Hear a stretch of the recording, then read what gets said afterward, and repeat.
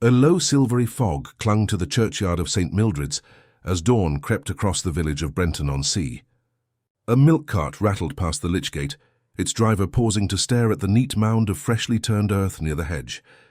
The grave was tidy, but the ground around it was still wet, scattered with fragments of a white satin ribbon that hadn't been there the night before.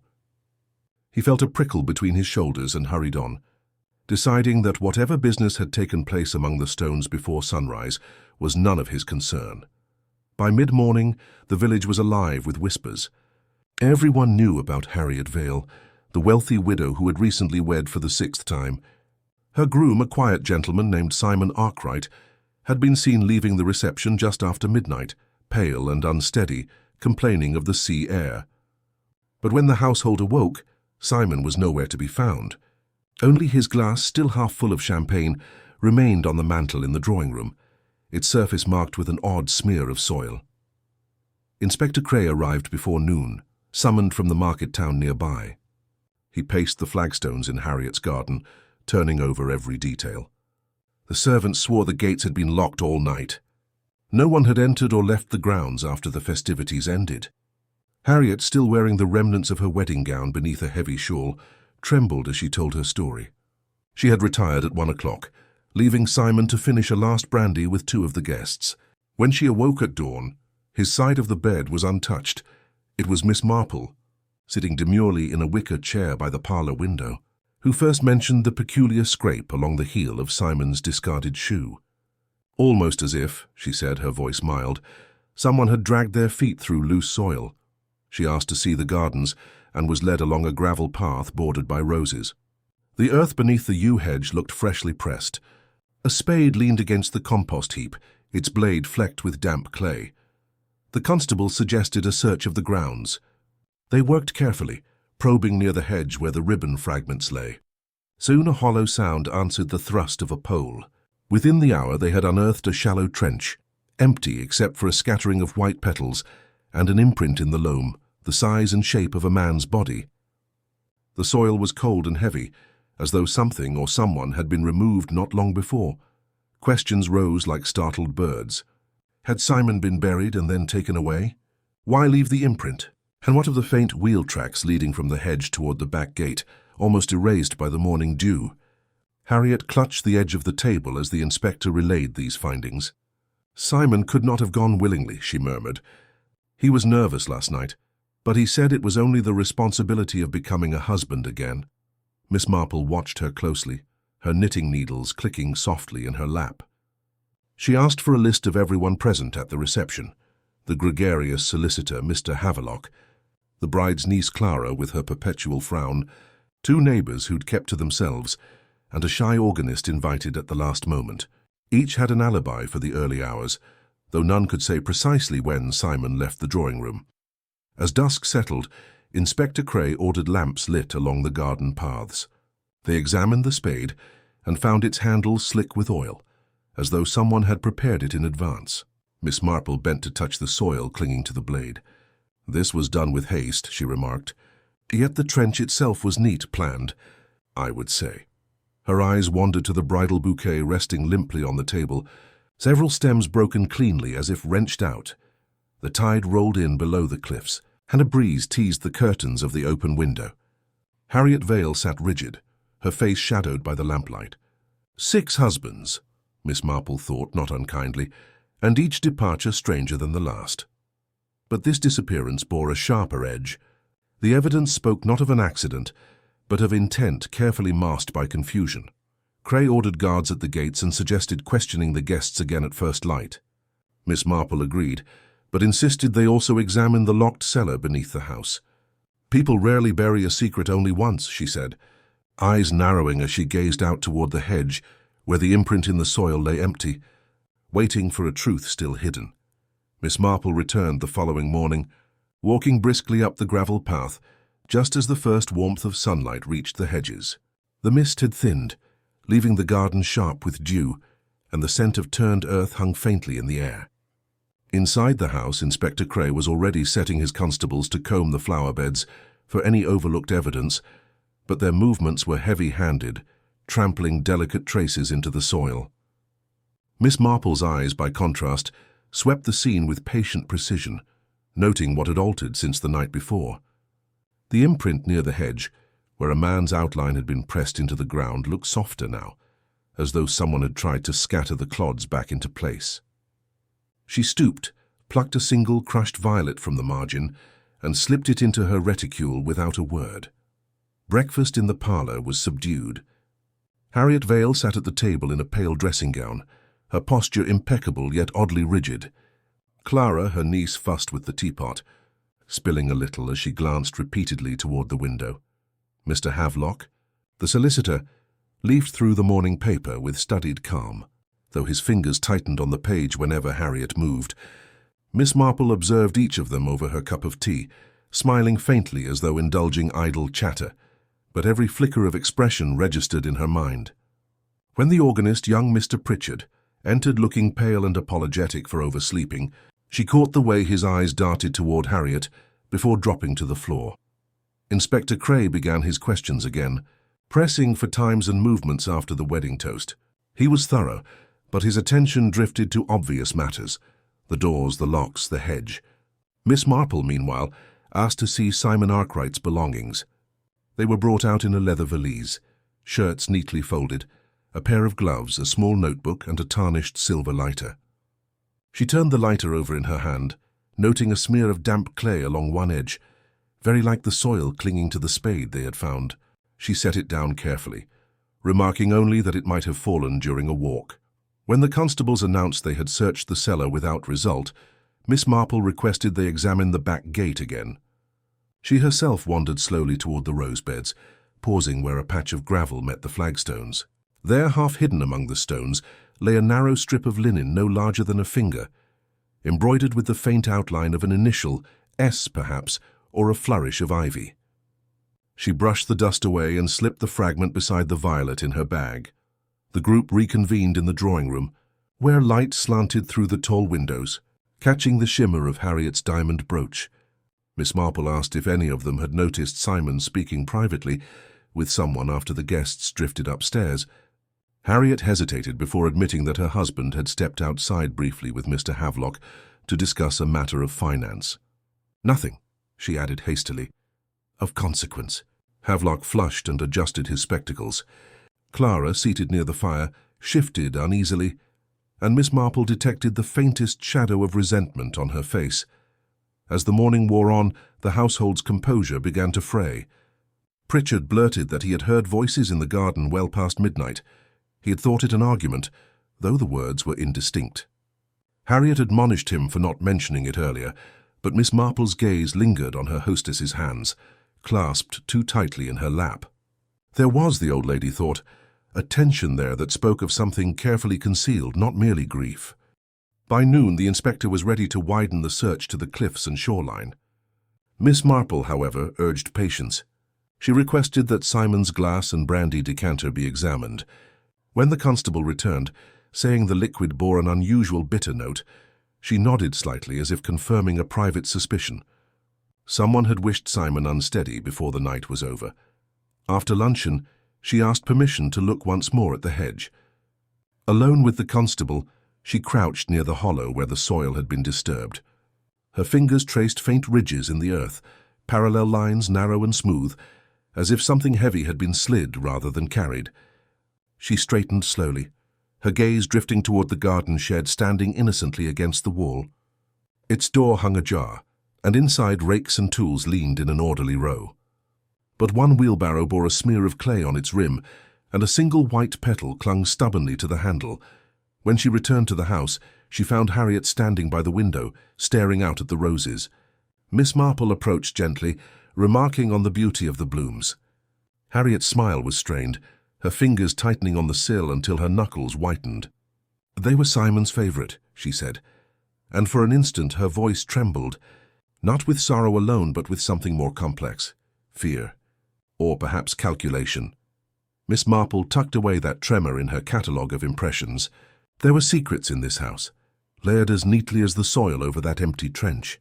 The key, she felt sure, lay not only in where Simon Arkwright had been taken, but in who within these walls had reason to make him disappear before dawn. The answers were near, hidden in glances and half-finished sentences, waiting for a patient eye to coax them into the light. Miss Marple settled herself near the hearth, while Inspector Cray arranged the chairs into a rough circle. The guests filed in reluctantly, eyes darting between one another, as though each feared being the first to speak. Outside, gulls wheeled above the cliffs, their cries slipping faintly through the open casement. The house seemed to hold its breath, waiting for someone to release the truth from its walls. Cray began with Mr. Havelock, who sat stiff-backed, fingers clasped on his knee. He repeated that Simon had joined him in the garden after the toast to discuss a minor clause in a trust Harriet wished to amend once married. He seemed uneasy, Havelock admitted, but no more than a man confronted with paperwork on his wedding night. Asked how long the conversation lasted, he hesitated. A few minutes, perhaps longer. I returned inside before him. Miss Marple, knitting slowly, noted the faint perspiration at his temple despite the cool room. Clara was next, perched on the edge of her chair, lips pressed thin. She claimed to have gone up to bed shortly after midnight, though her gaze faltered, when Miss Marple gently asked if she had passed the hedge on her way. "I don't linger in gardens at that hour," Clara said, a touch too firmly, before adding that she had heard faint movement below her window some time later, but had dismissed it as foxes among the bins. Her hands trembled slightly as she reached for her teacup. Pritchard, summoned last, stood nervously near the mantel, smoothing his jacket. He confessed again to hearing voices outside, clearer now in his memory. A man's urgent tone and a woman's sharp reply. "I didn't want to interfere," he murmured, eyes flicking toward Harriet, who remained composed in her chair. Miss Marple asked if he recognized either voice. He hesitated, then shook his head, though color rose in his cheeks. Harriet Vale herself answered calmly when Cray turned to her. She insisted she had retired promptly and slept soundly until morning. Her poise was unblemished, yet Miss Marple noticed how carefully Harriet chose each word, as if placing stones across a stream. "Simon was happy last night," Harriet said, glancing at the floor. "Whatever has happened, it cannot be of his own making." She offered no speculation, only that she wished for the search to continue along the coast. Cray pressed them on times, paths taken, doors locked.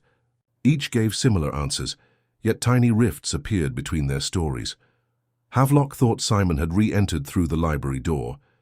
Clara claimed she had seen the drawing-room curtains stir just before she left. Pritchard insisted the voices were by the hedge, though he could not place when. Miss Marple sat quietly, letting the contradictions settle like silt in clear water. When the inspector stepped out to confer with his sergeant, Miss Marple leaned forward, voice low. "It is curious," she said, addressing no one in particular, "that so many of you are certain of so little."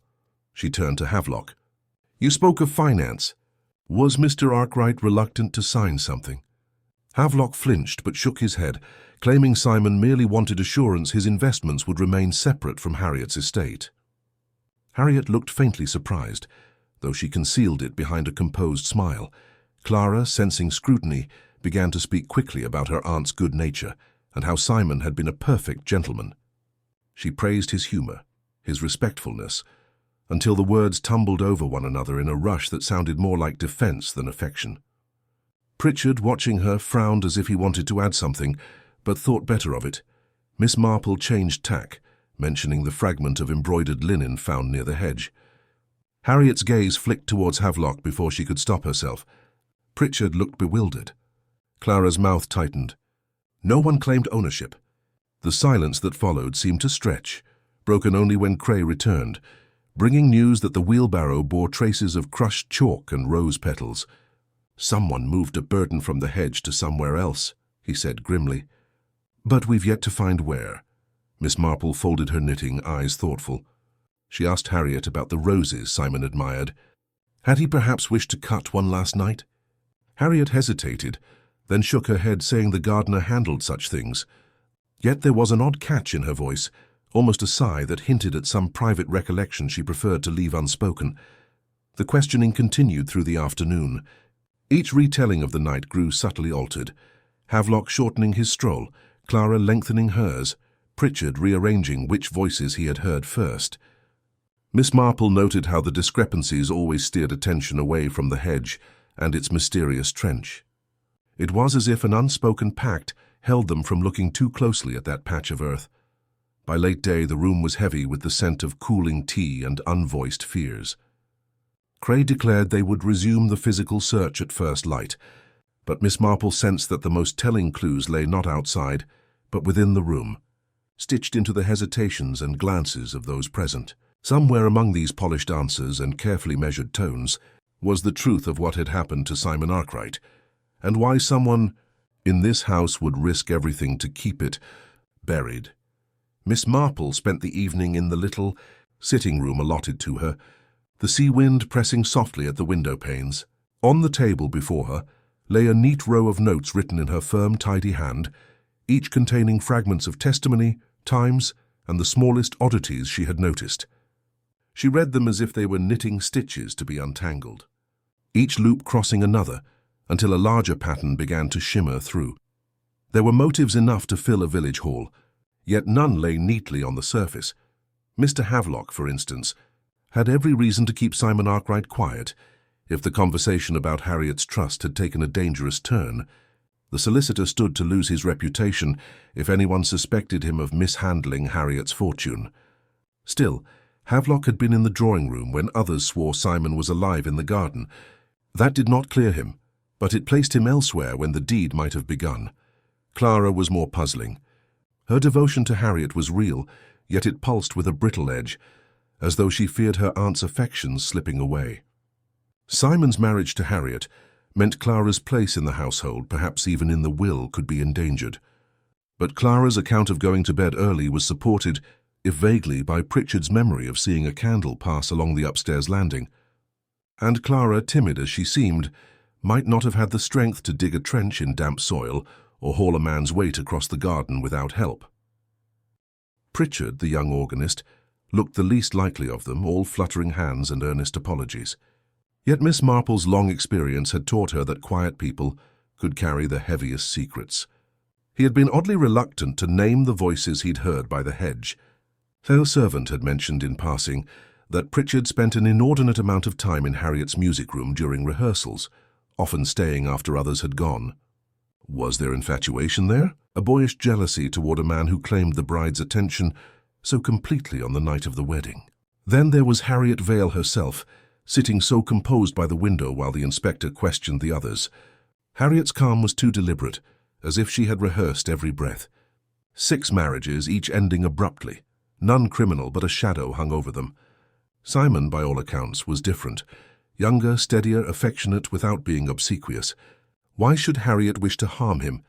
Yet Miss Marple remembered the catch in her voice when roses were mentioned, the way her fingers dug into the sill as though she braced against a tide of memory. Miss Marple returned to the drawing-room, where Inspector Cray was scowling over his notes. She suggested a quiet talk with each guest, apart from the others. Cray agreed, though he doubted more would come of it. First came Havelock. Under the lamplight his face seemed older, lines etched deep across his brow. He admitted that Simon had pressed him rather hard about the trust. Simon wanted a clause inserted that would return part of Harriet's estate to her niece should anything happen to him. He seemed determined, Havelock said, rubbing the bridge of his nose, almost as if he feared she would be left alone again, or that her fortune might vanish into the wrong hands. Havelock insisted he had no quarrel with that, but his tone carried a flicker of resentment, perhaps at being pressed on such matters during a celebration. Clara, questioned next, sat stiffly, twisting a handkerchief in her lap.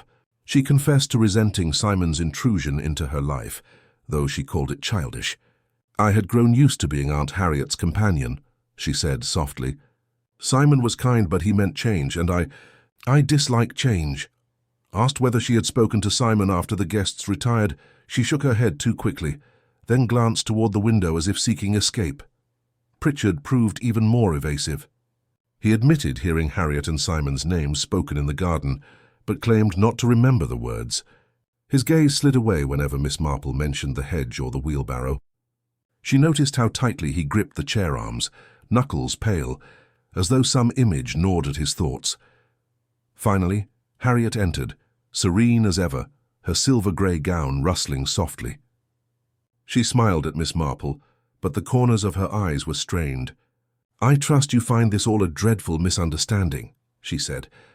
Miss Marple asked gently about Simon's mood before bed.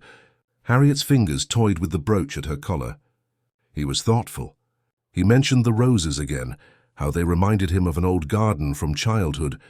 Then he said something peculiar, about secrets kept too long in the ground. For the first time her voice faltered, and she turned away under the guise of adjusting the curtains. When Harriet departed, Cray muttered about mixed stories and aimless gossip, but Miss Marple shook her head. Not aimless, she murmured. Each of them protects something. Money, affection, pride, or a darker thing entirely. She paced slowly, eyes narrowing as she traced the connections. Harriet's fortune touched them all. Simon's future threatened or promised each in a different way. Yet someone had gone beyond fear or jealousy, and acted with methodical purpose. Preparing the trench and the wheelbarrow, dosing the brandy perhaps, ensuring the night's confusion cloaked their work. Outside the moon was climbing, silvering the lawn where constables' lanterns cast long shadows. Miss Marple looked through the window at the hedge, where petals still clung to the damp earth. There was a story written there in crushed chalk and fallen blooms, waiting to be read. The web of motives was tightening, but the hand at its center remained just out of sight, hidden behind civility and the thin veil of night. Inspector Cray entered the morning room with a self-satisfied gleam in his eye, waving a folded sheet of paper. "We've found our answer," he declared, dropping the document on the table between Miss Marple and Harriet. Sunlight pooled through the window, gilding the dust motes that swirled lazily in the air. A groundsman from the neighboring estate reports seeing Havelock wheeling a barrow along the lane just before dawn. The barrow still carried traces of chalky soil and rose petals. Combined with Havelock's quarrel over the trust clause, I'd say we have motive and opportunity neatly tied. Harriet's hand flew to her throat. Clara gasped, spilling her tea. Only Pritchard remained rigid by the fireplace, his eyes darting between the others. Miss Marple, seated calmly with her knitting, studied the inspector's excitement with the faintest lift of her brows. Havelock was summoned and confronted with the report. He blustered at first, then admitted he had indeed borrowed the barrow. "I went to fetch my car," he explained, "and saw it standing in the shed. I wheeled it out of the way so I could turn the motor around." He insisted he had returned it empty, denying any knowledge of soil or petals. Cray scoffed. "A thin tale, sir. You had every reason to silence Arkwright if he meant to meddle with your accounts." The solicitor's face flushed scarlet. "My accounts are beyond reproach," he snapped, though his voice shook. Miss Marple regarded him with a steady gaze. "You do seem rather hasty to defend yourself, Mr. Havelock," she said mildly. "But haste is not proof." Cray ordered a search of Havelock's room. The constables returned with a bundle of papers, drafts of Harriet's trust, some bearing recent alterations in Simon's hand. One note contained a figure, substantial but nothing to suggest fraud. Still, the inspector, eager for closure, announced that Havelock would remain under guard while they prepared a warrant. As the household settled into uneasy silence, Miss Marple walked quietly out to the garden. She bent over the spot where the trench had been, fingertips brushing the damp earth. The petals that once clung there had blown away, but a faint impression of wheels remained. It struck her that they led not directly to the gate, as Cray supposed, but curved first toward the old shed before continuing down the lane. Returning indoors, she found Harriet pacing the hall, pale and distracted. "I hope this business will end quickly," Harriet murmured, though there was no relief in her voice, only tension tightly wound. Clara hovered nearby, glancing often at her aunt, while Pritchard lurked in the doorway, his expression unreadable. At luncheon, Cray outlined his case with relish, certain the solicitor would soon confess. Miss Marple listened, asking only gentle questions. How heavy was the barrow when sighted? Could the groundsman see clearly through the fog? Was he sure of the hour? Cray grew impatient. "You're too cautious, Miss Marple." "Sometimes the simplest answer is best." She smiled faintly. "Indeed, but not when the simple answer leaves so many threads untied." She pointed out that no one had explained Simon's bitter brandy, or the linen scrap near the hedge, or why the trench had been so carefully prepared. Havelock might have moved a body, but someone had planned where that body should lie. Later that afternoon, Clara approached Miss Marple in the drawing-room, her eyes wide with worry. "Do you truly think Mr. Havelock guilty?" she whispered. "He's pompous, yes, but hardly violent." Miss Marple patted her hand. remarking that character was a poor shield against desperation. Yet when Clara left, Miss Marple remained thoughtful. Clara's anxiety seemed genuine, but behind it lay another tension, as if she feared the case might shift its gaze elsewhere. By dusk, the inspector's men had scoured the solicitor's luggage and motor car. They found nothing but dust and ledgers. Gray pressed on regardless, certain that persistence would wring a confession. Harriet stayed by the window, watching the sea grow dark. Pritchard fetched tea with trembling hands, spilling drops on the tray. Miss Marple studied them all, her needles clicking softly. The room felt oddly still, as though everyone awaited a signal. She thought again of the curved wheel tracks and the heavier soil inside the shed. Why had Cray not looked beneath the tarpaulin covering the gardener's bench? And why, if Havelock were truly guilty, had he remained at the house after dawn rather than vanish with his burden? When the constables led Havelock away for the night, Harriet sighed an oddly brittle sound. Pritchard closed the door behind them, then lingered in the corridor, head bowed. Clara moved toward her aunt, voice low, though Miss Marple caught the words, "It isn't finished." Alone by the dying fire, Miss Marple considered the picture. The inspector had his culprit, the household its scapegoat. Yet the quiet tremor in Harriet's hands, Clara's whispered warning, the unease shadowing Pritchard's gaze, all suggested the true hand had not yet shown itself. Someone clever had placed Havelock in the line of suspicion, arranging hints of quarrel and petals and wheels. And while the authorities congratulated themselves that someone was free, waiting in the folds of night to tidy the one loose end left, Simon Arkwright wherever he lay, and the old lady with eyes too sharp to miss a stitch. A soft drizzle blurred the windows the next morning, turning the garden into a grey wash of damp hedges and dripping roses. Miss Marple stood at the threshold with her umbrella, watching constables tramp toward the lane where the wheelbarrow had been seen. Inspector Cray, red-faced from lack of sleep, was still intent on coaxing a confession from Havelock. He barely glanced at the little old lady as she requested a moment to review the papers taken from Simon Arkwright's valise. In the quiet of the library, she spread Simon's belongings on the oak table. There was the tarnished lighter, still streaked with soil, and his small notebook. She turned its pages slowly until one, creased and smudged, caught her eye.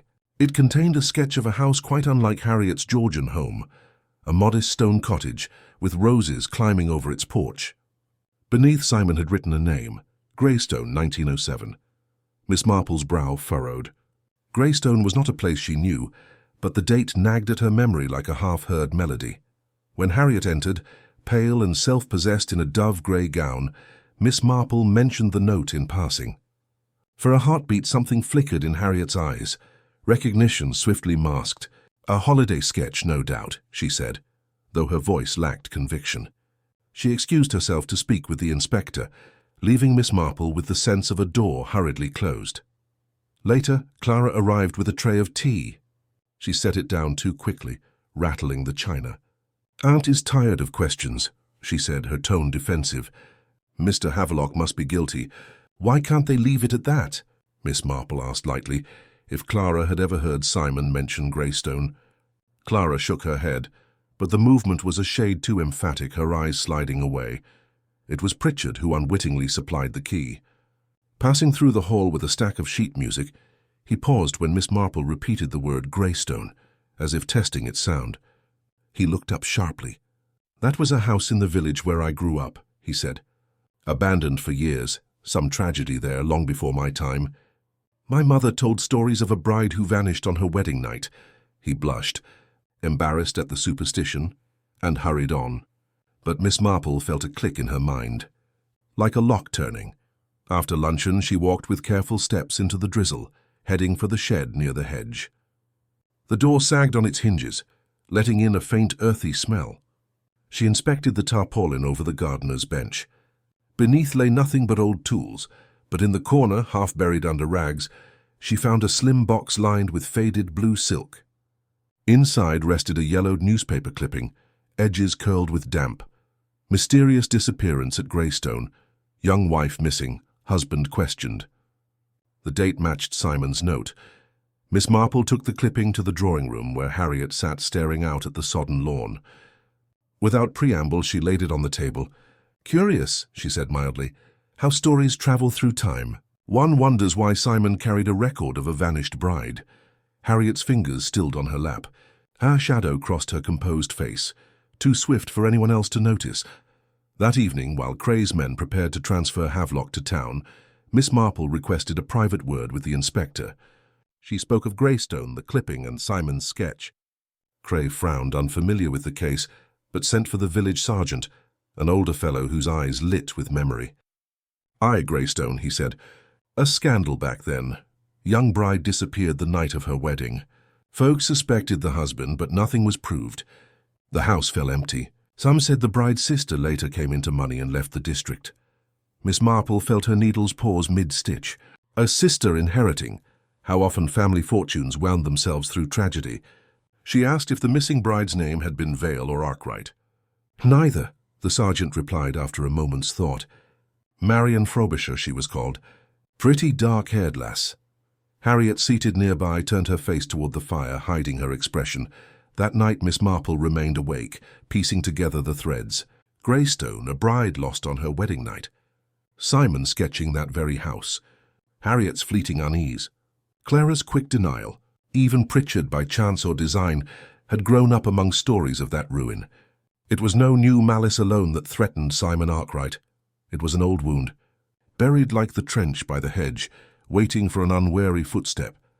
As rain whispered against the panes, Miss Marple sensed that the present crime was tangled in something older. Something carried like a quiet burden by more than one soul in the house. The truth, long hidden, had begun to seep through the cracks, and whoever had worked so carefully in the garden last night might soon be forced to unearth far more than Simon's fate. Miss Marple woke early, long before the rain had cleared, and sat at the dressing table of her guest room, brushing out her neat silver hair while her mind worked with quiet precision. The clipping from Greystone lay on the coverlet beside her, its headline faint beneath the years. Too many pieces floated unanchored in this puzzle. Simon's note, Harriet's glance, Clara's insistence, Pritchard's memory. She had learned, over a lifetime, that people revealed themselves not only through facts, but through how they behaved when an unexpected mirror was held up to their fears. At breakfast, she was all pleasant chatter, discussing the roses that drooped outside, and sympathizing with Inspector Cray about the stubborn drizzle ruining his boots. She asked Harriet, Clara, Pritchard, and even the pale Mr. Havelock, who had been allowed a few minutes out of the pantry where he was being guarded, to join her for tea later in the drawing room. "A little diversion," she said sweetly. "We've all been under strain." None could reasonably refuse. When they gathered, Miss Marple sat near the hearth, a ball of soft blue wool in her lap. She had prepared the room beforehand, moved a small occasional table to the center, placed a silver tray upon it, and set out a few objects: the lighter dug from the soil, the yellowed clipping from Greystone, a clean trowel borrowed from the shed, and a sprig of damp rosemary she had plucked from the herb border. They looked innocent enough, yet together they formed a quiet tableau. She invited each person to take a cup and settle. Then, quite without preamble, she began telling an anecdote about an old gardener in St. Mary Mead who could tell which of his apprentices had mislaid tools simply by watching their faces as he described the missing spade. "It's a funny thing," she concluded mildly, "how conscience will make one's eyes betray one's hands." While speaking, she let her fingers hover over the objects on the tray, naming them one by one, describing where they had been found. "Simon's lighter," she said, "which somehow buried itself among roots." She glanced up, not accusing, simply observing. Clara's smile tightened, while Harriet looked serenely unmoved. Pritchard polished his spectacles, avoiding her gaze. Havelock shifted his weight, anxious but not sly. Miss Marple moved on to the clipping, remarking how odd it was that Simon had sketched Greystone and kept a record of its old tragedy. One might suppose, she mused, that he meant to speak with someone about it before all this happened. This time Pritchard's hand faltered as he set down his cup. A drop of tea splashed onto his trousers. He dabbed furiously, muttering about clumsiness. Harriet, however, remained as composed as marble, though her fingers were pressed together too tightly in her lap. Next, she picked up the rosemary, twirling it delicately. "The gardeners tell me rosemary is for remembrance," she said, eyes mild but watchful. "How curious that someone chose to cut a sprig last night." There was a fresh break on the stem near the trench by the hedge. Clara let out a small, Involuntary sigh, quickly disguised as a cough. The last object, the clean trowel, she left untouched. Instead, she leaned back, knitting resumed. When people believe an investigation is over, they grow careless, she said. But I have learned that even the cleverest criminal cannot fully predict how they themselves will behave when confronted with a memory they hoped was buried. She let her words hang. Silence pooled in the room, broken only by the ticking clock and the patter of rain. Harriet was the first to speak, her voice even. "You seem to imply, Miss Marple, that one of us is not being entirely truthful." "Oh, not at all, dear," Miss Marple replied with gentle firmness. "I imply nothing. I merely notice reactions. They are far more informative than statements." She suggested a small parlor game to lighten the mood. Each person should invent a brief story linking the objects on the tray. "It helps one think laterally," she explained. One by one they obliged. Havelock, still flustered, spun a clumsy tale about a careless smoker. Pritchard concocted a melodramatic fable involving star-crossed lovers. Clara attempted wit, but tripped over her words, glancing nervously at Harriet. When Harriet's turn came, she smiled coolly and produced a perfect little vignette about a gardener hiding a keepsake for a sweetheart. Her voice was calm, her choice of words precise. But Miss Marple noted that she never once looked at the clipping as she spoke, nor mentioned anything of brides or vanished grooms. She kept her eyes fixed on the rosemary sprig, as though wary of its scent. After the gathering dispersed, Miss Marple lingered by the window, watching Harriet cross the lawn toward the rose arbor. There was a grace to the widow's movements, yet also a stiffness as though she carried something heavy within. Clara followed a few paces behind, her face pale with unease. Pritchard retreated hastily to the music room, while Havelock gratefully sought the kitchen. Inspector Cray approached, frowning. "What did you expect to gain from that little séance, ma'am?" Miss Marple smiled faintly. "Confirmation that our mystery lies not only in the ground, but in hearts long burdened. You see, each of them told a story, but only one avoided the very subject the others could not help weaving in." Cray looked baffled, but she offered no further explanation. Her tactic had not yet yielded the full answer, but a single thread had come loose in the tapestry of deception. Someone in that house had recognized the sprig of rosemary, the clipping, and the implication of earth freshly turned, and in guarding their secret, they had revealed far more than they intended. A night wind prowled through the corridors of Greystone, rattling doors and stirring the heavy curtains.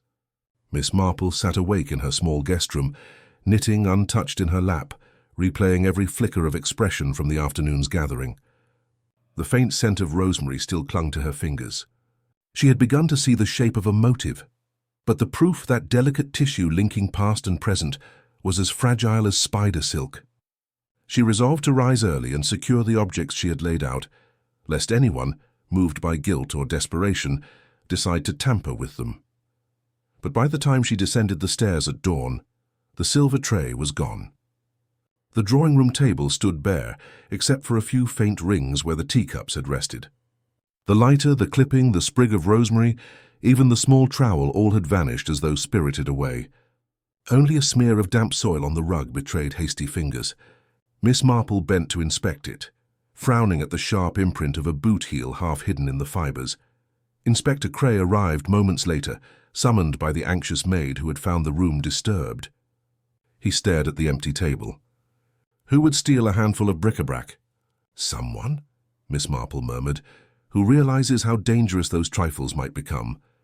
She straightened, her eyes traveling to the French windows. They were latched but faintly smudged, as if opened and closed again by someone reluctant to leave clear traces. Cray posted a constable to guard the room, while he and Miss Marple searched the house. They began with the study, where Simon's journals lay under lock. The key was missing from its hook. When they forced the drawer, they found the notebook still present, but pages had been torn neatly from the center of one volume. At breakfast, the household presented a tableau of unease.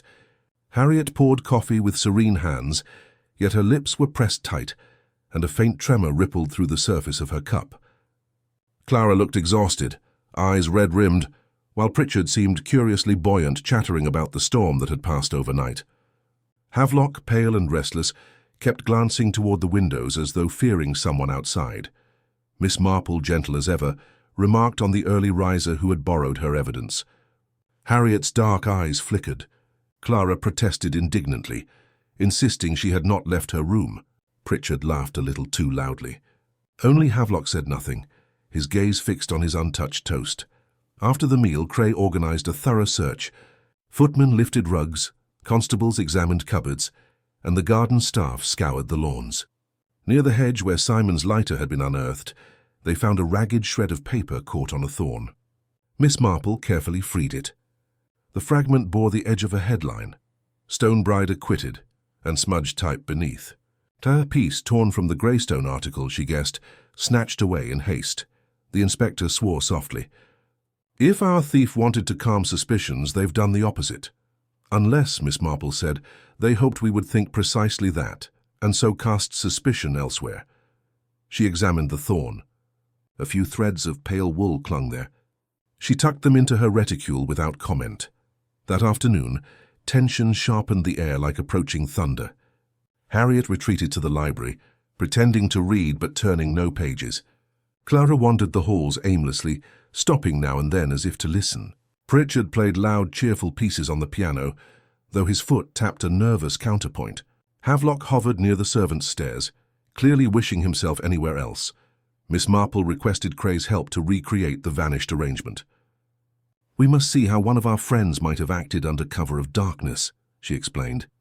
She asked the inspector to stand where the tray had been, then trace the likely path to the windows. She observed how the heavy curtains could be eased aside without much noise, how a careful hand could slip the latch.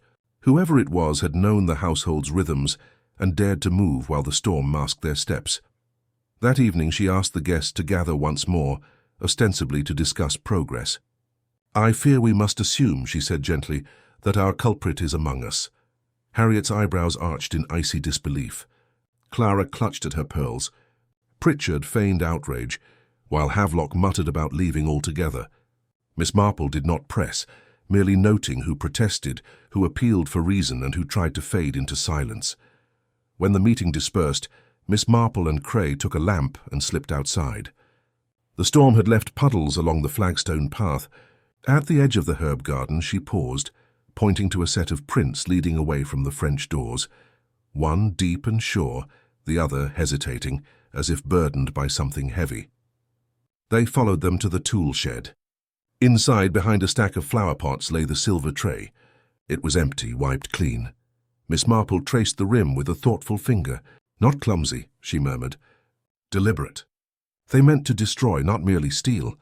The inspector looked grim. "What now?" "We've lost our proof." "Not entirely," she said, drawing from her reticule the wool threads from the hedge.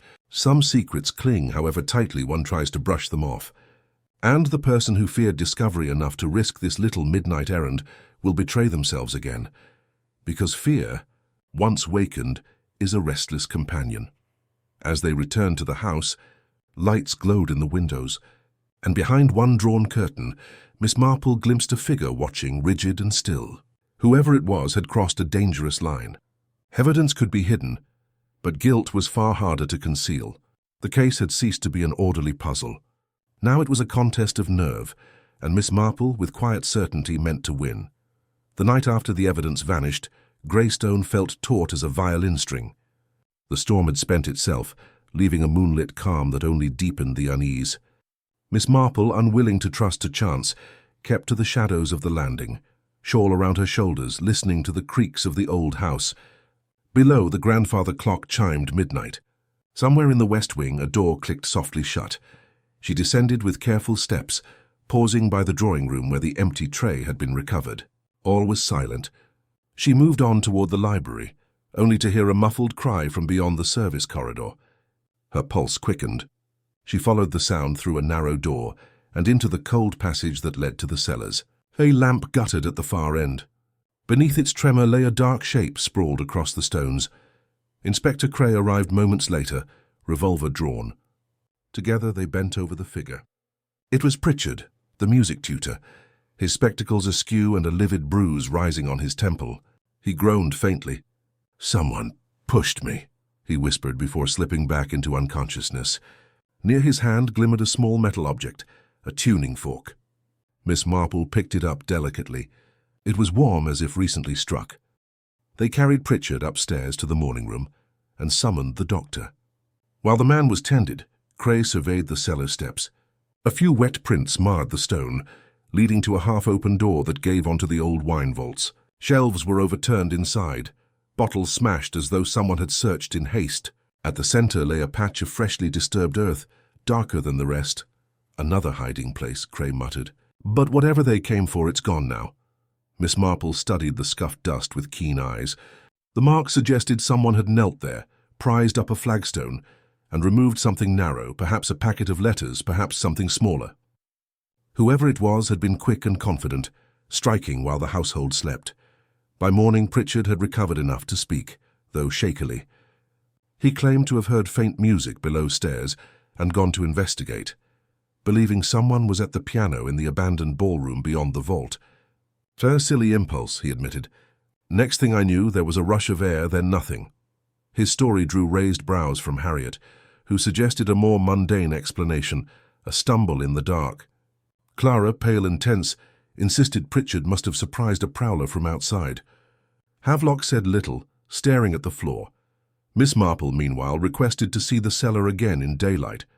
Accompanied by Cray, she traced the prints to the vault and noted a faint scrape on the stone lip of the hiding place, as if a blade or chisel had been used to lever it open. She ran a finger over the edge, feeling grit where soil had been hurriedly brushed away. Above, cobwebs hung unbroken, meaning the flagstone had been raised with care to avoid disturbing them. That afternoon, a fresh jolt shook the fragile calm. Harriet, returning from the garden, discovered a letter pinned to the notice board in the servants' hall. The paper was thick, the handwriting elegant but anonymous. "Leave well enough alone, or the bride will mourn again." Below the words was pressed a sprig of rosemary, damp and fragrant. The message, once shown to Cray, sent the staff into frightened whispers. Someone in the house was warning them or gloating. Miss Marple examined the note. The phrasing bespoke an educated hand, the tone almost theatrical. She caught a faint trace of lavender water, an old-fashioned scent she had noticed only once before, drifting from Harriet's dressing room. Yet Harriet received the note with outward calm, remarking on the absurdity of threats. Still, her knuckles whitened as she folded the paper. That evening, determined to keep watch, Cray stationed a constable near the cellars and another by the garden doors. Miss Marple settled herself in an armchair with her knitting, though her eyes seldom left the staircase. Around 2 in the morning, a faint rustle reached her ears, cloth brushing wood. She slipped silently toward the west corridor. A candle flickered at the far end, casting a wavering shadow. A figure stood by the linen press, fumbling at its back panel. "Who's there?" Cray's voice rang out behind her. The shadow bolted, darting down the servants' passage toward the kitchen. Cray gave chase, but the fugitive was swift, vanishing through a side door that led to the outer yard. Miss Marple, slower but steady, examined the press. Inside lay an old ledger half pulled from a cavity. Its spine bore the name of a local solicitor, and faintly visible in the margin of one page, Simon's initials. Before they could ponder further, a shriek echoed from above. They raced upstairs to find Clara in the gallery, trembling beside an open window. "It was Harriet!" she gasped. She went out onto the roof, said she needed air, but then I saw someone following her, and I ran. The sill bore 2 sets of prints, one small and neat, the other heavier, the toes pointing outward as if the wearer had leaned far over the edge. Cray leaned out cautiously. The slates gleamed in moonlight, slick with dew. A trail of faint scuffs led along the ridge toward the tower where the old bell hung. They hurried down and around the house. At the base of the tower steps, they found Harriet herself, composed but pale, insisting she had been alone, seeking a moment's solitude. Yet her sleeve was torn, and a single dark thread clung to the stone above, fluttering in the breeze. Miss Marple regarded her with quiet concern. "Solitude, my dear, is seldom wise when danger walks abroad," she said gently. "I fancy someone meant to make you an unwilling witness, or worse." The atmosphere inside Greystone thickened. No one could now pretend the violence was finished. The villain had struck again, seizing some secret from beneath the vault and daring to menace those who stood too close. The theft of evidence had been only a warning. Now the stakes were mortal, and Miss Marple, with her patient eyes, knew she must untangle the knotted threads quickly before a bride, or perhaps another, was claimed by the past. Dawn crept slowly across Greystone, pale light washing the lawns in silver and lending a fragile clarity after the night's terror. Miss Marple sat in the breakfast room, a pot of tea untouched before her, while Inspector Cray spoke quietly with the constable who had searched the roof. Harriet's sleeve, now neatly mended, hung innocently on its peg, but the image of her torn fabric clinging to the bell tower stone would not leave Miss Marple's mind. Nor would the ledger from the hidden press, its ink-stained pages hinting at transactions Simon had meant to keep secret. Cray laid the ledger on the table. "Mostly old accounts," he said, flipping through. "But here, look. Simon paid a caretaker's fee to someone with initials HR 5 times over the past 2 years. He frowned. Yet there's no record of who HR is." Miss Marple bent nearer, her spectacles catching the light. The neatness of the handwriting struck her. The H and R were written with unusual precision, the tail of the R looping back, a mannerism she had glimpsed in Harriet's grocery list pinned in the kitchen. But it was not the initials alone that caught her attention. Alongside each payment date was a short note: Stone Garden, Vault Key, Greenhouse Repairs, Rose Hedge, North Lawn. Harmless enough, yet each corresponded to a place where evidence had surfaced or been disturbed. She let the observation settle, turning to the window. Beyond the glass, the rose hedge gleamed with dew, its blossoms pale against the dark soil. Harriet was strolling there now, her steps measured, her face unreadable. Clara lingered some yards behind, arms folded, while Pritchard, bandaged but restless, paced the terrace with a cigarette he never lit. Havelock was nowhere to be seen. An odd memory flickered. That tea 2 days ago, Harriet had spoken of rosemary as a herb for remembrance, yet last night's threat had used the same words almost verbatim. Harriet had denied ever seeing the note, but perhaps the denial was too neat, too ready. Miss Marple recalled also how Harriet, unlike the others, had avoided speaking of the clipping about the Greystone bride. She alone had seemed to know already what shadow the article cast. Later, while Cray examined the cellar for overlooked traces, Miss Marple wandered alone through the morning rooms. On a side table lay a small porcelain dish holding sewing odds and ends. A single length of fine black wool rested there, an exact match to the thread she had plucked from the hedge after the theft of the tray. She touched it gently, considering. The sound of a broom drew her to the hallway where Havelock was dusting nervously. He dropped a candlestick at her approach. "Sorry, miss," he muttered, bending quickly to retrieve it. His fingers shook. "It's all this business. Makes a man clumsy." Miss Marple regarded him kindly but said nothing. She had begun to see how each person's behavior formed a motif: Harriet's composure, Clara's sudden bursts of indignation, followed by guilt, Pritchard's eagerness to explain everything, Havelock's hovering dread. Only one among them moved always with deliberate calm, as though rehearsing a role rather than living it. By mid-afternoon, Cray returned from the village with news. The ledger's solicitor is dead, but his clerk remembered a will Simon lodged a few months back. It left Greystone to Harriet, provided she kept the gardens intact as a memorial to his ancestors. Cray shook his head. Strange clause. And the clerk swears Simon meant to alter it the week he died. Miss Marple's eyes brightened. Gardens, memorials, burials. The words began to align like beads on a string. Simon's notes, the lighter by the hedge, the disturbed patch in the wine vault, even the tuning fork by Pritchard's hand, all part of a geography of concealment. Someone had used the grounds, the very soil, as a ledger of their own, hiding and retrieving secrets with patient care. At supper she sat quietly, letting conversation flow. Harriet presided graciously, serving a lamb dish fragrant with rosemary. When Clara remarked on the coincidence, Harriet smiled faintly and replied, "It grows wild everywhere here. Impossible not to use it." Her tone was light, yet Miss Marple saw her glance, quick assessing toward Pritchard's bandaged head, then to the French windows leading to the lawn. It was after the meal, as lamps cast a golden hush over the rooms, that the final piece slipped into place. Miss Marple was walking past the music room when she heard a low chord from the piano, soft, deliberate, almost a question. Pritchard sat at the keys, eyes half closed. "Strange," he murmured. "I keep hearing a tune at night, though I swear I'm not playing it." Miss Marple stepped nearer, her expression thoughtful. A melody heard, though not played. A lighter found, though its owner could not use it. A ledger concealed yet opened in haste, a herb chosen for remembrance and warning. The pattern was not in the objects themselves, but in their orchestration, like notes arranged in a composition.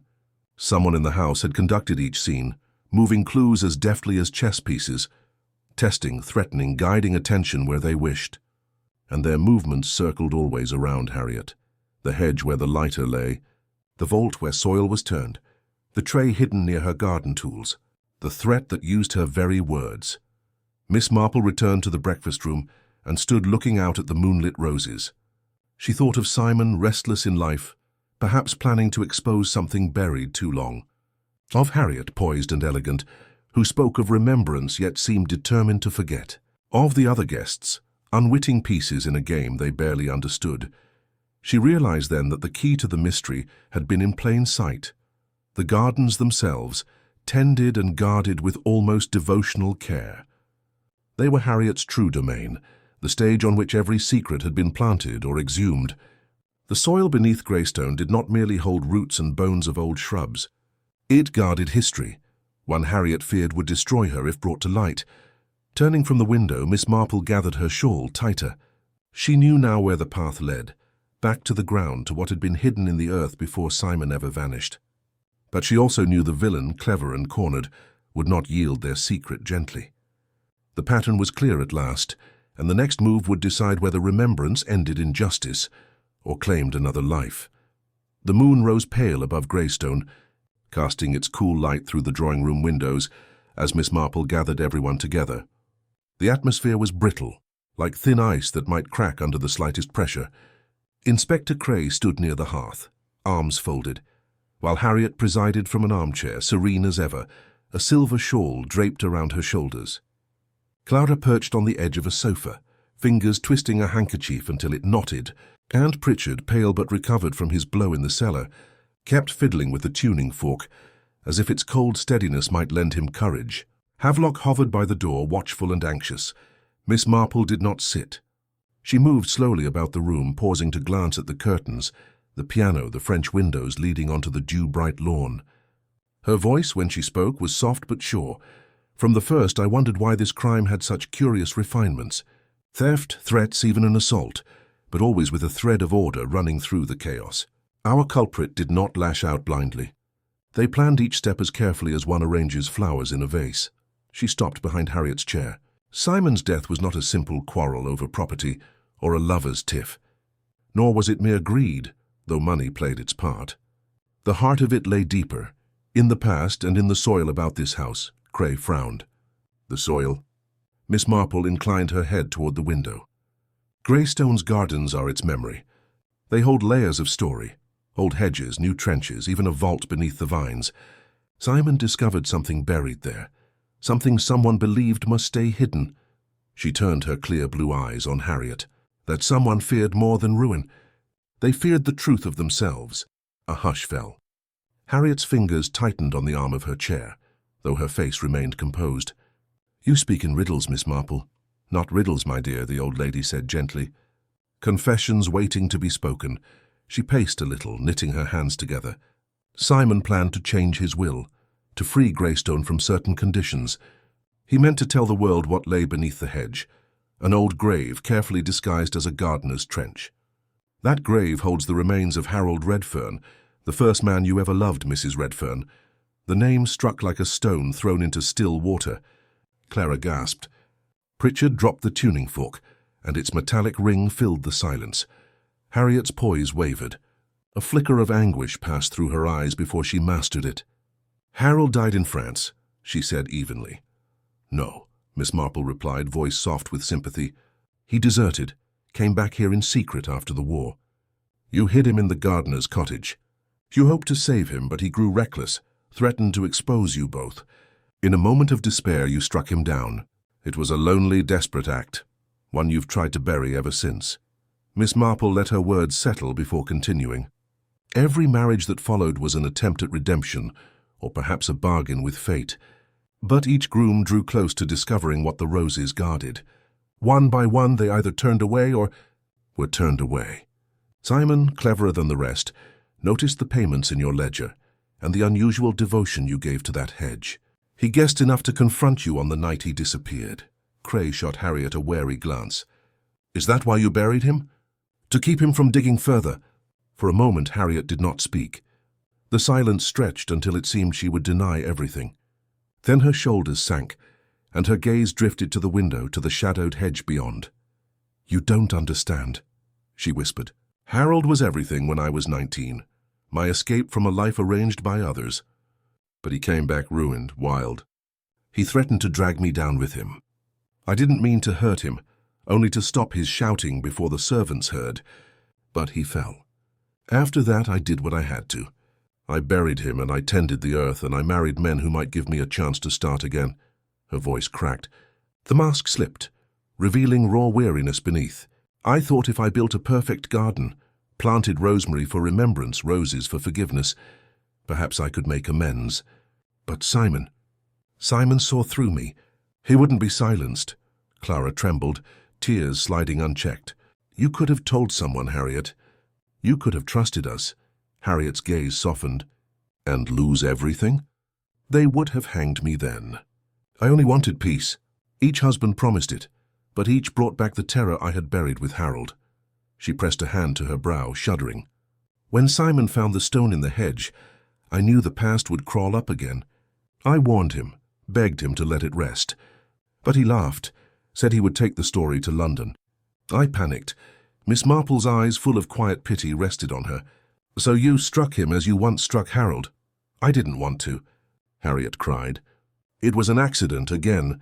I only meant to frighten him, to take the paper he held. When I realized what I'd done, she stopped, breathing hard. I buried him near Harold, where they would both be safe from the world. I thought if I kept watch, if I controlled every whisper, I could hold it together. Pritchard spoke hesitantly. And the threats? The attack in the cellar? Harriet's eyes closed. I meant to keep you all from prying further. I moved the tray, the clipping, anything that might draw the line too clearly. I followed you to the tower, yes, because you were getting too close. I never meant harm beyond fright. Cray stepped forward, laying a firm hand on the back of her chair. Harm or not, Mrs. Redfern, you've gone far beyond concealment. Harriet nodded faintly, as if she had known this moment must come. The silver shawl slid from her shoulders, pooling like moonlight at her feet. She looked older suddenly, not the poised widow, but a woman who had lived too long with her own shadow. Miss Marple spoke last, her tone kind but resolute. Secrets kept in the ground have a way of pressing upward, my dear. However lovingly you tend the soil, truth will grow there. You could not bury guilt forever, not with roses, nor husbands, nor silence. For the first time since Simon's disappearance, Harriet wept openly, her composure dissolving into quiet sobs. The others watched, stricken by the enormity of what had been hidden behind calm smiles and immaculate gardens. They had imagined greed, jealousy, ambition. Instead, the crime sprang from a wound that had never healed, a desperate act of a girl who had grown into a woman, forever guarding the place where her own life had splintered. Outside, the moon sank lower, throwing long shadows across the hedge that had kept so many secrets, and Miss Marple, standing amid grief and confession, knew the worst was over, save for bringing justice with as gentle a hand as law allowed. A hush settled over Greystone as dawn threatened the horizon, a pale glow seeping through the mist along the hedgerows. Inside the library, Miss Marple arranged the final pieces of her quiet strategy. The night's revelations had left the household brittle with unease. Clara's eyes were red from weeping. Pritchard hovered anxiously by the window, and Inspector Cray stood solidly near the door, waiting for her cue. Only Harriet remained outwardly calm, though her hands, folded neatly in her lap, betrayed a slight tremor. Miss Marple's knitting lay forgotten on the table, its needles crossed like sentinels over a skein of pale blue wool. She surveyed the faces before her expression one of polite mildness that belied the certainty she now carried. Every thread had been drawn together. Harold Redfern's grave beneath the roses, Simon's discovery, the careful removal of evidence, and the veiled threats meant to keep curious minds at bay. There was no longer room for doubt. I'm obliged to you all for tolerating this early hour, she began, voice calm and precise, but the matter cannot wait. Before the day grows brighter, we must finish what began so many years ago. Harriet lifted her chin, her composure slipping only in the tightness of her mouth. I have already told you everything, Miss Marple. There is nothing left. On the contrary, Mrs. Redfern, Miss Marple said gently, you have told us much, but not all. And what you have not said is the most dangerous of all. She walked toward the window, drawing aside the heavy drapes so that the hedge outside loomed dark against the morning sky. You buried Simon beside Harold, hoping to end the matter. Yet you could not resist guarding the spot, pruning too carefully, smoothing the soil after each rain. That, you see, betrayed you. Cray shifted, watching Harriet closely. Clara glanced between them. Confusion and sorrow mingled in her face. Miss Marple turned back. You feared discovery more than anything, but you also feared losing Greystone. Simon meant to sell the house to settle debts. You couldn't bear the thought of strangers trampling your garden, perhaps finding what lay beneath. That is why you followed him to the hedge that night, and why you struck him when he would not promise silence. Harriet's hands tightened around each other, knuckles whitening. If you intend to repeat my words in court, you may as well arrest me now. Cray took a deliberate step forward, but Miss Marple raised a small, steadying hand. There is one matter yet unresolved. The missing journal pages, Simon's notes on his discovery. You hid them, Harriet, because they proved his suspicions. I must ask you to return them. For the first time, true panic flickered in Harriet's eyes. She rose abruptly, knocking her shawl to the floor. I don't have them. Miss Marple remained unruffled. They're in the potting shed, behind the row of terracotta jars. You meant to destroy them, but you could not quite bring yourself to burn what might someday explain your actions. That hesitation speaks of the part of you that wished to confess even then. Harriet froze, her breath catching. The room held its breath with her. Please, Miss Marple said softly, let us fetch them together.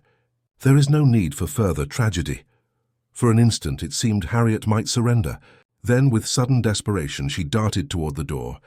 Cray lunged, but she was quicker, sweeping past him and into the corridor. Clara cried out as Pritchard stumbled after her, and Miss Marple followed at a measured pace. Knowing haste would only feed panic, the pursuit wound through dim hallways, out across the gravel path, where mist curled low over the lawns. Harriet's skirts caught on briars as she veered toward the hedge. Cray, close behind now, called her name, urging her to stop. She did not heed him. She reached the hidden place where the earth had been disturbed, sank to her knees, and began clawing at the damp soil with her bare hands. Harriet, Miss Marple said from a short distance, voice carrying through the cold air. There is no need to dig. The past cannot be buried again. Harriet looked up, tears streaking her face. I loved him, she whispered hoarsely. I loved them both, but they wouldn't leave me be. They kept rising from the ground. Her strength seemed to ebb all at once. She sagged forward, palms pressed to the earth as if surrendering to its weight. Cray stepped forward cautiously, helping her rise. She did not resist. Together they returned to the library. The pale light through the windows had strengthened, casting long bars across the floor. Harriet sat once more, drained but strangely composed, as if the struggle to hold everything inside had finally ended. Miss Marple approached with the quiet grace of one offering absolution. "Oh, you have borne this alone for so many years," she said, "but it is done now. Whatever comes next, you need not hide any longer." Harriet looked at her with weary gratitude, then turned to Cray. "You may take me, Inspector. I am ready." Cray nodded solemnly and recited the formalities, though his tone was gentle. Clara sobbed softly, while Pritchard stared at the floor, turning the small tuning fork over in his hands as if to steady the trembling of the moment.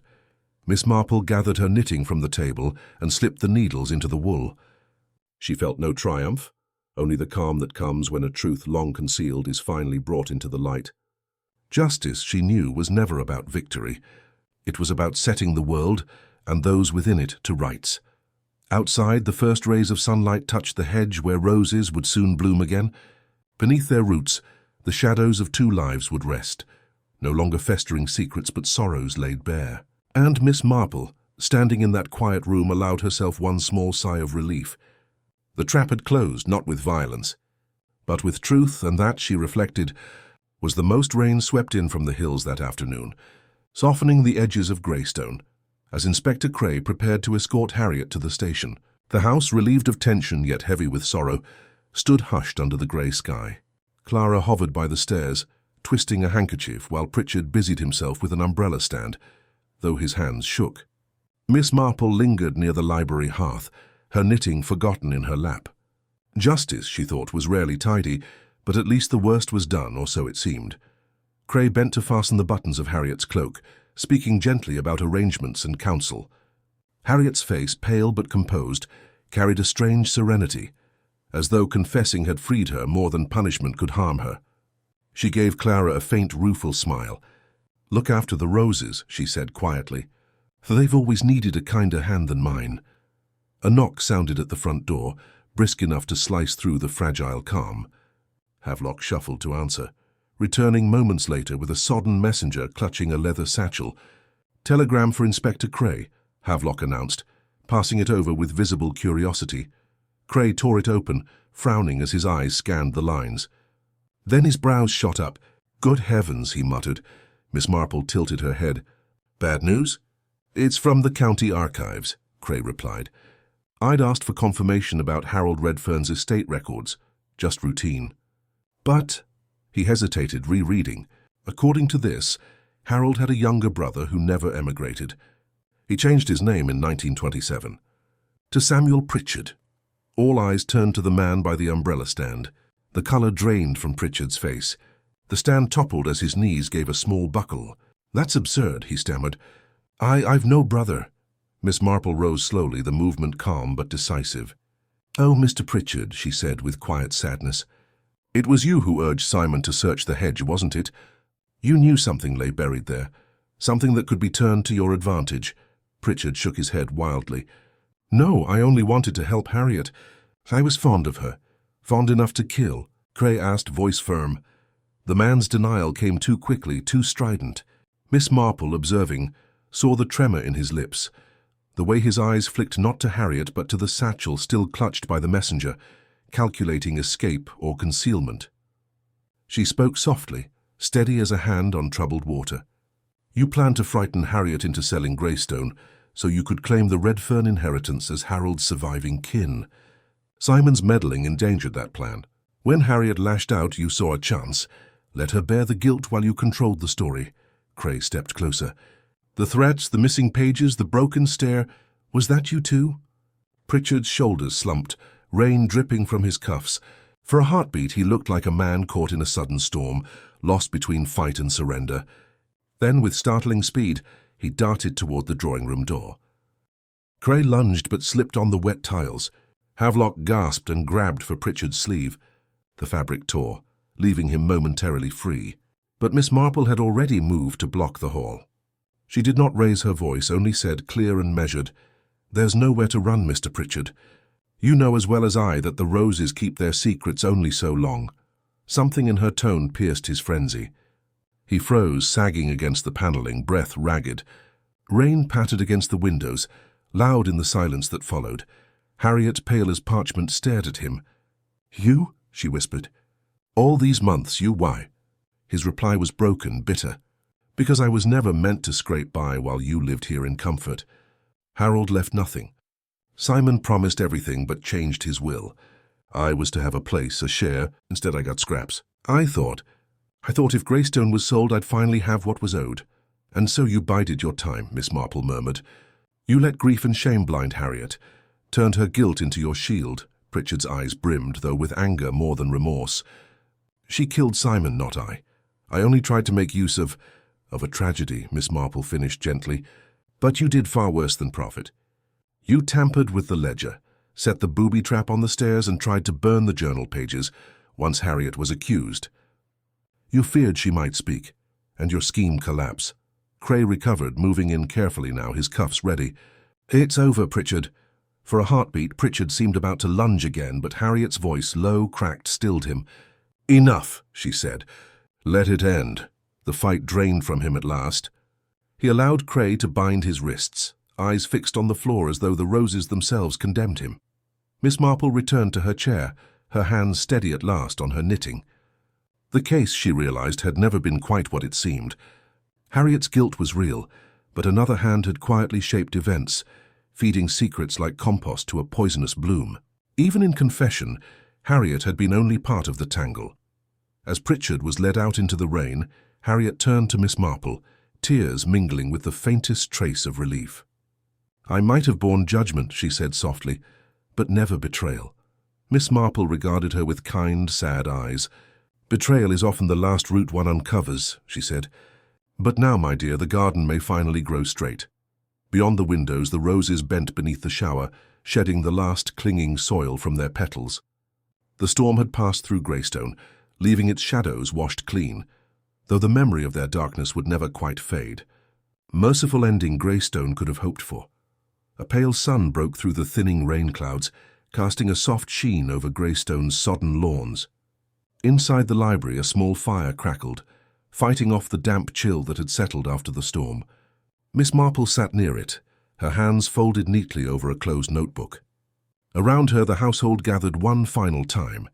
Inspector Cray by the hearth, Harriet sunk into an armchair with Clara hovering close, and Havelock standing stiffly behind them, as though the walls themselves required his guard.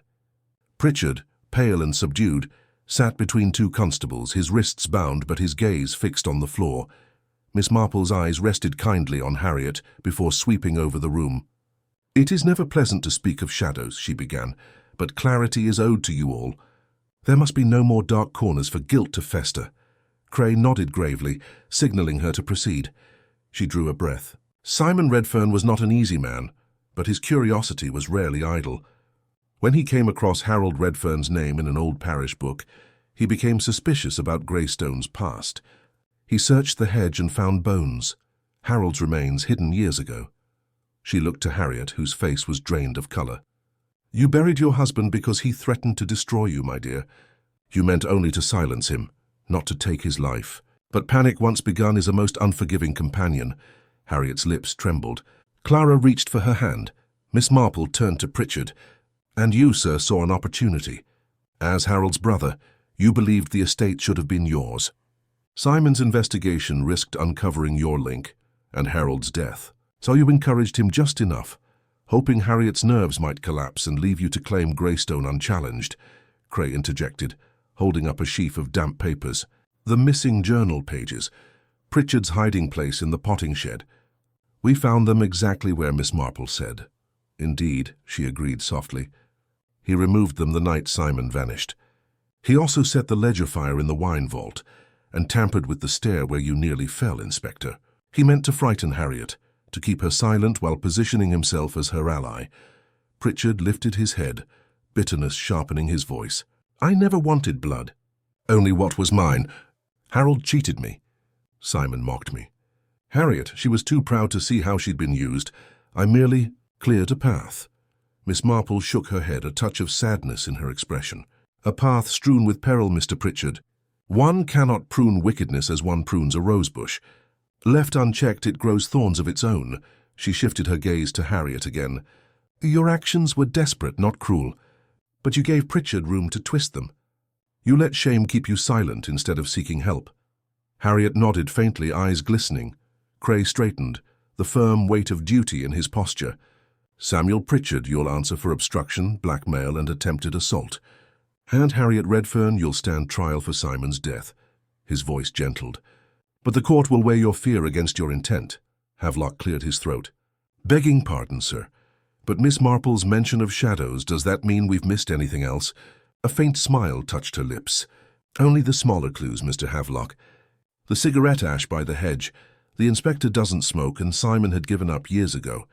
Pritchard alone kept Turkish blends in his waistcoat. Or the thread caught on the rosebush. Black wool from the very cardigan Mr. Pritchard wore the night Simon vanished. Even the little tuning fork, left near the vault, spoke of someone used to calming nerves, striking harmony amid discord." Cray looked impressed despite the grimness of the occasion. "Oh, you saw all that and held it until the right moment. One must let the net settle before drawing it in," Miss Marple said. "Otherwise the fish scatter." Outside the clouds parted further, revealing blue above the dripping roses. Yet inside a tremor of unease lingered. Harriet spoke at last, voice quiet. "Justice may be done, but nothing will bring peace to Greystone. Not for me." Miss Marple met her gaze, gentle but unwavering. "Peace is seldom perfect, my dear, but truth is a seed, it grows sturdier than silence." As the constables led Pritchard away, he paused in the doorway. Rainwater glistened on his coat, his expression a mixture of regret and defiance. "You'll see," he muttered. "Greystone belongs to none of you. It keeps its own." Then he was gone, leaving a faint draft and an echo of his words. Harriet sagged against the cushions, Clara tightening her hold. Cray closed the ledger on the table and exhaled, the sound weary but resolute. Miss Marple rose, smoothing her skirt, and stepped to the window. The roses, still heavy with rain, bowed toward the earth as if in mourning. But sunlight tipped their petals with fragile gold. She allowed herself a quiet sigh. Justice, imperfect though it might be, had found its way through tangled brambles, and yet as she watched a breeze stir the hedge where secrets had slept, she felt a whisper of unfinished business. Perhaps it was only the weight of tragedy, or perhaps Greystone's soil still held roots deeper than any of them could see. For now, she told herself, it was enough to have restored a measure of order. The rest, if there was more, would reveal itself in its own patient time to a watchful eye. The rain had passed entirely by late afternoon, leaving Greystone bathed in a fragile gold. From the gravel drive, Miss Marple paused to look back at the great house. Its stones gleamed as though scrubbed clean, but the shadows clinging to the rose hedge suggested that light alone could not wash everything away. Inside, Inspector Cray was concluding his arrangements with the constables, and Clara was settling Harriet into the care of a waiting carriage. Pritchard, now sullen and subdued, had already been taken toward the village jail. Order, at least, appeared to have returned. Miss Marple adjusted the brim of her hat and set off toward the lane that wound through the wet meadows. Her boots left shallow prints on the shining earth. She walked slowly, breathing in the mingled scents of damp grass and wood smoke. The case was finished, its knots untangled, its culprits named, and yet her mind, ever restless, teased at one loose thread. The telegram about Pritchard had arrived so neatly, too neatly perhaps. Cray had requested records, yes, but the message had been delivered at a moment almost theatrical in its timing, just as Harriet was about to leave. She remembered the courier's gloved hands and the satchel still damp with rain, but not his face. It was odd how his features had blurred, leaving behind only the sharp click of his boots on Greystone's tiles.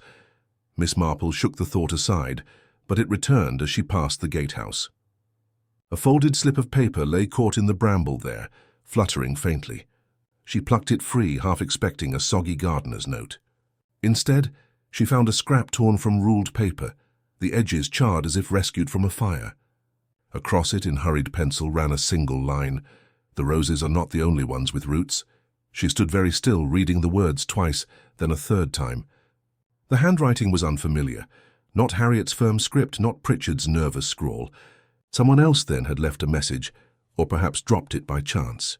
She tucked it into her pocketbook, keeping her face serene, though a pulse of curiosity warmed her blood.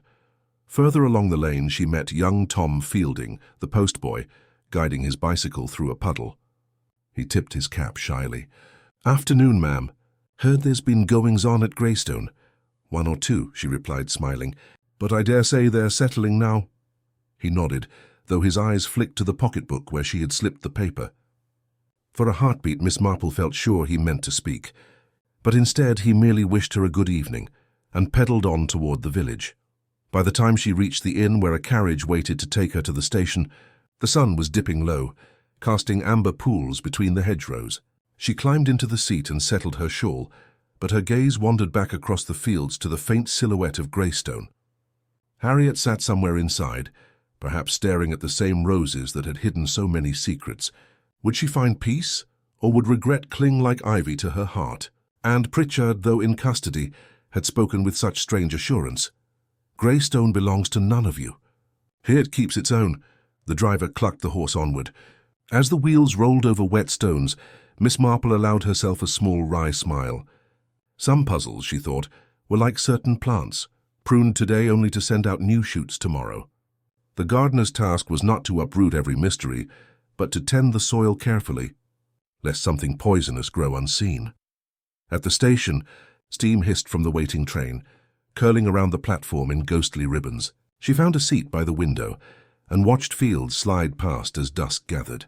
Villagers waved from cottage doors, their lives untouched by Greystone's tragedies, or so they believed.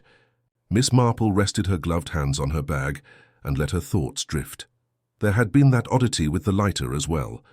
It had been discovered by the hedge, yet Pritchard swore he never owned one, and Harriet had no use for matches. Gray assumed it belonged to Simon, but Simon had carried a silver one, not the brass trinket recovered from the soil, and there had been faint traces of candle grease on its hinge, as though it had been used underground.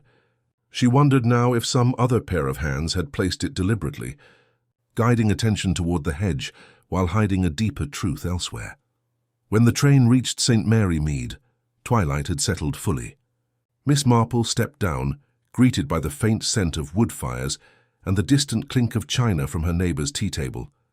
The village lane was quiet, the sky bruised with the last streaks of daylight. She walked home, lamplighters passing with nods and cheerful greetings, their voices a comforting reminder that most lives were mercifully simple. At her gate, she paused to watch the first star tremble above the elms. The paper in her pocket seemed to weigh more heavily than its size allowed. The roses are not the only ones with roots. Whoever had penned that line knew something still hidden, some history reaching deeper than Greystone's crimes. Inside, she set a kettle on the hob and arranged her knitting by the fire. She poured tea, steadying herself with the familiar ritual, and considered the house beyond the fields now miles behind her. There would be another letter, or a visitor with quiet questions, or perhaps only a story whispered over tea about an estate where roses grew unnaturally thick. Whatever shape it took, the mystery had not ended. It had merely folded itself into the fabric of the countryside, waiting for a mind patient enough to coax it open. Miss Marple sipped her tea, her eyes calm but alight with curiosity. Some puzzles, she thought, were kind enough to end. Others preferred to linger, sending their tendrils through time and memory, promising that somewhere just beneath the surface, another secret waited to bloom.